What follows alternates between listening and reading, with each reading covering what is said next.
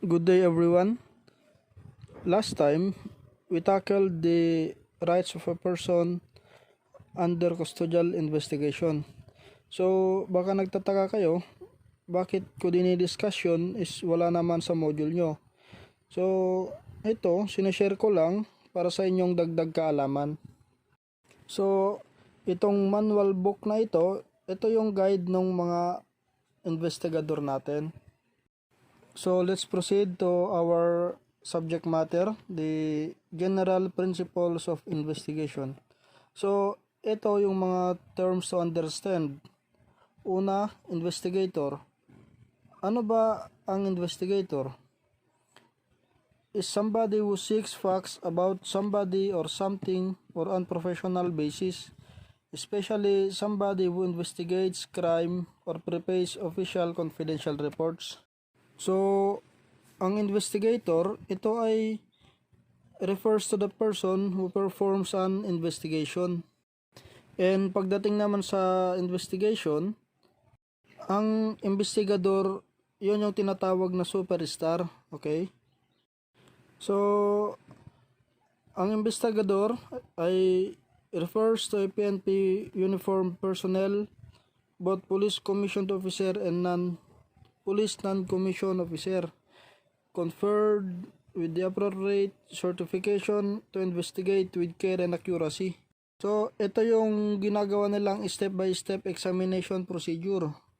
So, ang trabaho nila ay identify the offense and criminal offender, locate and provide evidence of his guilt leading to the successful filing and prosecution of the offense. So, ano ba yung mga qualities para isa kang ganap na investigador? Okay? So, pag sa PNCO, yung Police Non-Commissioned Officer, is dapat graduate siya ng Criminal Investigation Course or CIC. Pagdating naman sa mga Police Commissioned Officer, is yung Investigation Officer Basic Course or IOBC. So, para sa inyong dagdag kaalaman, yung meron tayong tinatawag na police detective. So, ang police detective, PNP uniformed personnel who was previously certified as police investigator. So, natapos niya yung criminal investigation course and meron siyang 18 units of master degree at nakapagtapos din ng police detective course or PDC. So, next is criminal investigator. What is criminal investigator? Refers to a member of the law enforcement who seeks to establish the facts about a crime using the Philippine laws and jurisprudence. Okay, so ano naman tong criminal investigator?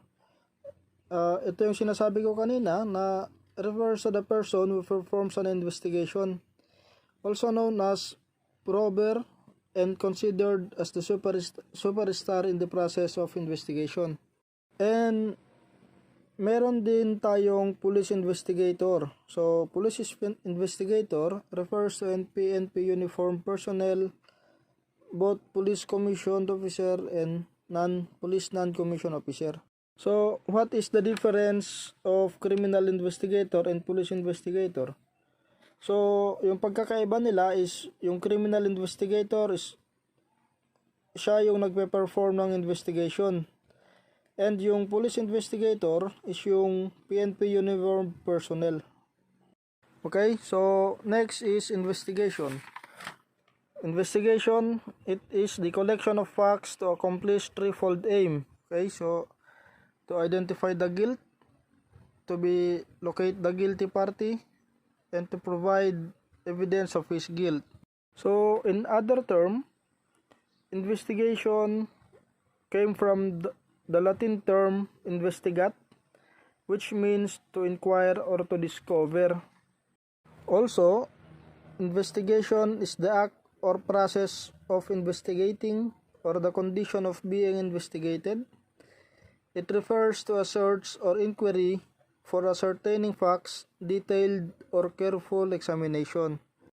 Okay, so pagdating sa investigation, kung ikaw yung investigator, ito yung mabusising pag-aaral So, kung ikaw ay na-assign sa investigation, dapat maging metikuloso ka. So, yun nga, yung sinasabi namin na kung ikaw ay investigador, dapat meron kang yung triple M. Yung triple M na sinasabi namin is makisama, makiramdam, at makibagay. Para mas marami ka pang mag-gather na information na yung mga kailangan mo.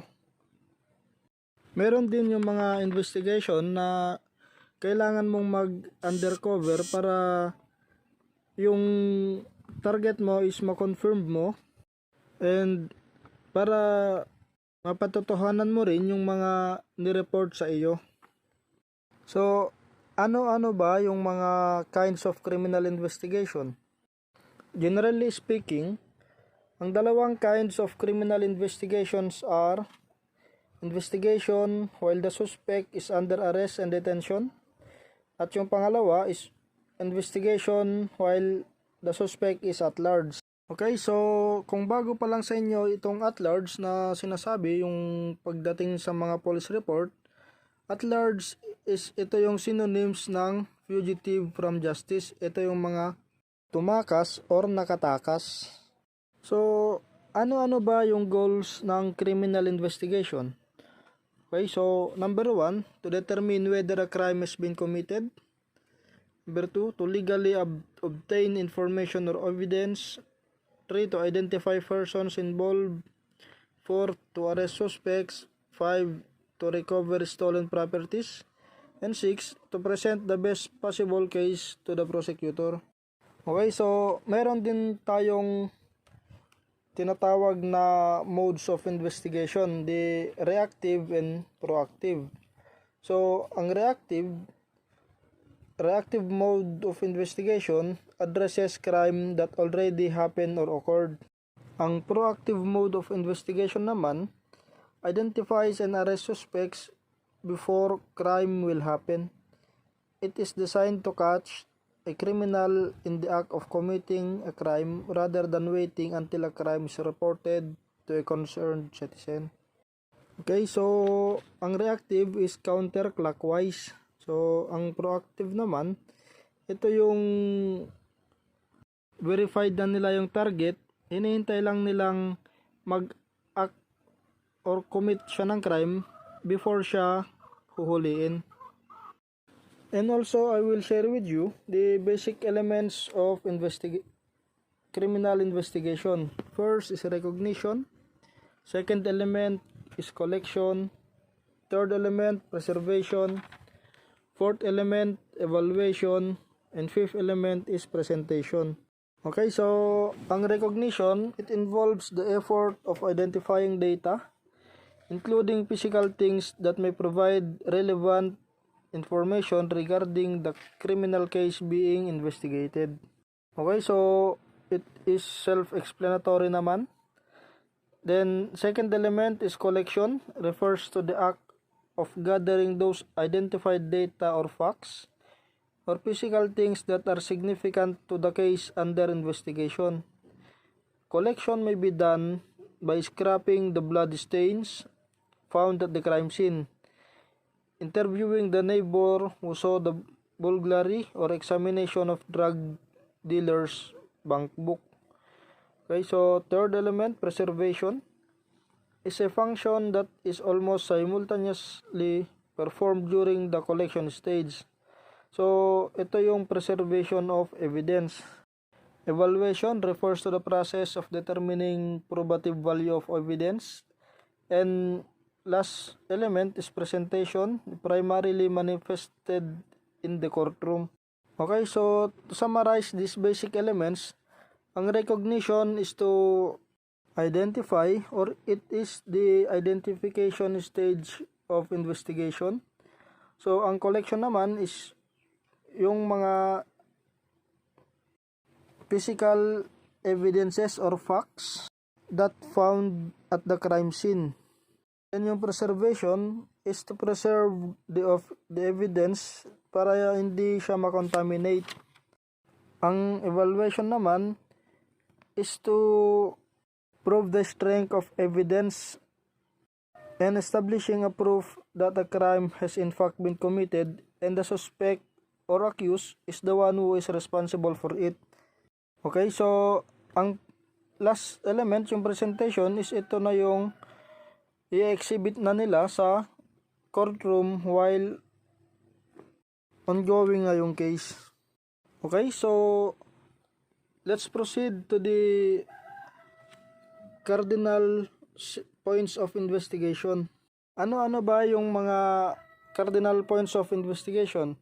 Okay? Base sa inyong module na ginagamit natin is 5 lang. So, namely, ang 5 yon is what specific offense has been committed, who was involved in the crime, how the offense was committed, when it was committed, and why it was committed. The criminal investigator must be capable of observation and rational thinker. So, for the information of everybody, the 6 cardinal points of investigation was the 5 W's and 1 H. So, kalimitan nagagamit itong 6 cardinal points kung gumagawa ka ng spot report. So, sa paggawa ng spot report, in order, dapat ang mauna is who, what, where, when, why, and how. So, sa iyong paggawa ng spot report, ito yung magiging iyong pattern. So, who is the offender, perpetrator, or the culprit? What specific action did the suspect do? Where did the offense take place? When was the crime committed? Why did the offender do it? And how did the suspect get near to the victim? So, ito yung i-apply mo pag ikaw ay gagawa ng or i-narrate mo kung ano yung nangyari. So, next, what are the criminal investigator should possess or characteristics of competent criminal investigator? Okay, so first, perseverance refers to the crime steadfastness, persistence, and resolution to bring the desired physical in spite of obstacle connected with investigation, the criminal investigation. So, pagdating sa investigation, dapat matyaga ka in spite of obstacles connected with criminal investigation. Next is endurance. This is the ability to last physically and mentally, hence, he must have the extraordinary physical and mental energy during sleepless night and tiresome days. So, maliban sa matyaga ka, dapat magtiis ka rin. So, ito nga ang sinasabi, the ability to last physical and mental hence. Next is the incorruptible honesty and integrity. In the practice of his art, there is the ever temptation of money, women, and drinks, where these are present in every corner, laying tricks of temptations. So, kung ikaw ang nakatoka sa isang investigasyon, huwag mong ipagpapalit ang iyong honesty and integrity sa mga temptation na ina-offer sa'yo. Next is the intelligence and wisdom of Solomon. This is very important in order that the investigator could easily decipher falsehood from truth and separate from the gain from the chaff.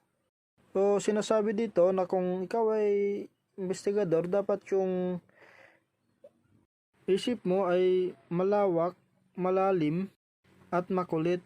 So, next is acting activity. It is the ability to go down to the level of the minor, the prostitute, or the slum dwellers, or the level of the other professionals, or the other members of the elite. Next, mastery of the oral and written communication. In order that he will not suffer setback in getting the accurate facts, especially in the preparation of reports and or transmittal of information. Next, the keen power of observation and description. These are very important in crime scene investigation, and in interview and interrogation. 8. Courage. It is the moral fortitude to tell the truth no matter who will be hurt. So, when it comes to courage, dapat yung tapang at malasakit mo sa victim. Next, the power to read between the lines. This is the ability of investigator interpret the words or phrases encountered in the process of investigation in their deeper meaning in order to arrive with concrete meaning of a certain statement. Okay, so the power to read between the lines, ito yung kung paano mo mapapatunayan yung mga chismis na nire-report sa'yo. Next is working knowledge on martial arts and firearms proficiency. He will find himself in many occasions that he will be alone in confronting, arresting, bringing to headquarters, and interrogating the suspect. So, kinakailangan din dito na marunong ka sa martial arts para ma-defend mo ang iyong sarili.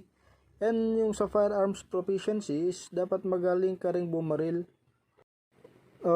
Meron yung mga case na yung mga suspect na huhuliin mo is marunong din sa martial arts. And hindi man sila marunong bumaril, yun nga yung sinasabi namin pagdating sa operation.